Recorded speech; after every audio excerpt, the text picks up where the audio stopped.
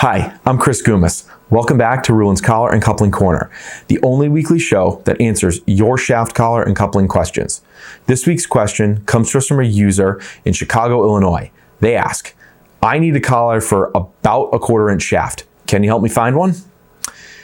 This question raises an immediate red flag, about a 1/4 inch. We live in a precise world. About a 1/4 inch just doesn't cut it. We require more follow-up than that.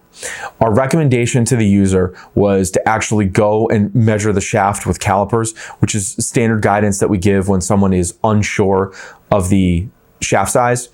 The user actually said, no, I can kind of eyeball it and tell, which actually is not entirely untrue.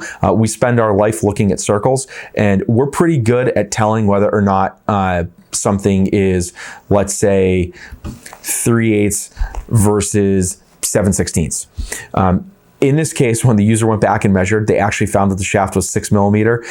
So their 1/4 inch is pretty close, 6.35 millimeter.